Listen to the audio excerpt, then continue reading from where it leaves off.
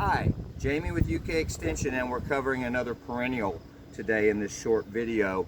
We're talking Beebalm or Monarda. It's a great plant. It's actually an herb in many ways, makes good tea and things like that, but there are so many.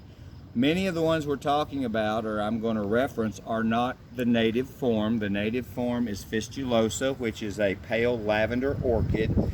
This is one of the magnets for bees and pollinators. It's also one of the easiest plants to grow, provided you don't have dry conditions.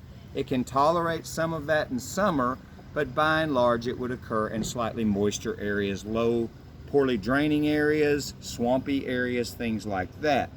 If bee balm has a fault, it is that, well, a couple of faults. The primary one is how fast it spreads. You see these square stems, it is mint family. That alone tells you it is going to be aggressive and move pretty quickly in rich garden soils. The best growth will occur in those rich garden soils, but the fastest growth will occur. It is no problem to rip out what you don't want in the spring, to dig up the edges, share it with friends. People will always want your bee balm. The other downside is with all this congested growth and mint family habit, let me show you down in here, we get some issues with the foliage getting enough sunlight and the foliage drying out after rains. If you haven't figured this out in all of our talks yet, excess moisture and lack of air and light penetration leads to disease problems. So some of the pruning we talk about in our pruning video, our perennial pruning video, will explain to you how we can remove partial stems and stuff, so check that out as well. But there are things you can do to control height and to manage this density. Bee balm is great. We're in a really super one. The other downside to bee balm is powdery mildew. It's a disease that almost goes hand in hand with this plant, but there's hope.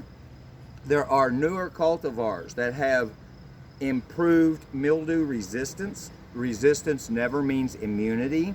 So in all but the worst of years, they're going to stay clean. And this is one of the cleanest cultivars I grow.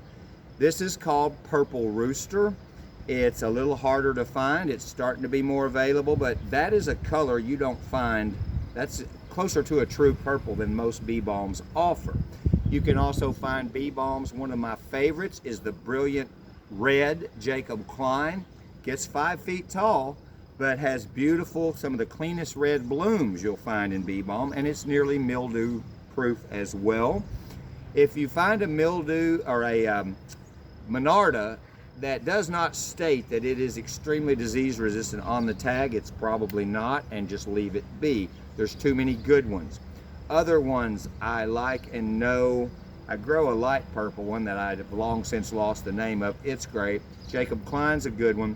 You can find about any color. There's raspberry wine. The older, some of the colors are more disease prone than others, but always look for the best ones. The same is true of garden phlox that blooms in late summer.